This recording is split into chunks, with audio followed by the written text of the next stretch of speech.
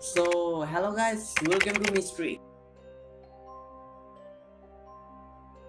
একটা গল্প যেটা আলোচনা করবো এটা হচ্ছে জ্যাক দ্য রিপার। এটা লন্ডনের একটা গল্প। 1888 সালে একটা অন্ধকার রাত, লন্ডনের উইচেপল এলাকা। সেই সময় সবার কাছে এলাকা ছিল ভয়ঙ্কর, আর সেখানে ঘটে এক ভয়ঙ্কর সিরিয়াল কিলিং, যার নাম আজও সবার মুখে জ্যাক দ্য রিপার হিসেবে পরিচিত।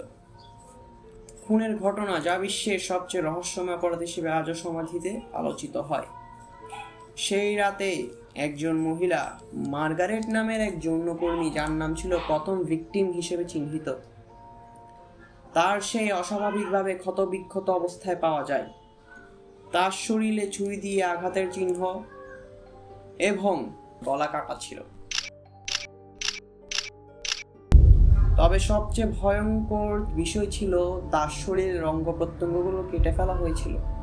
এটি ছিল এক পেশাদার খুনির কাজ, যিনি জানতেন কিভাবে ক্ষতবিক্ষত করতে হয়।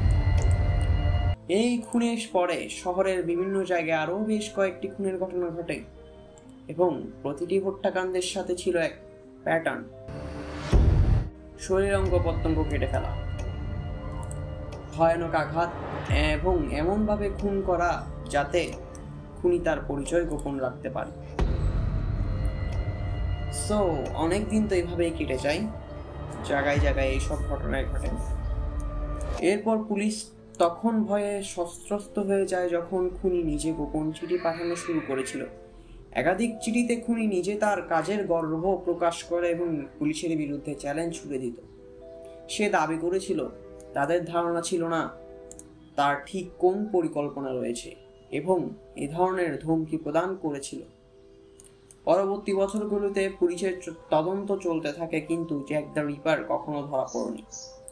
অনেকে দাবি করেছেন হয়তো সে ছিল একজন চিকিৎসক, ডাক্তার, বা এমনকি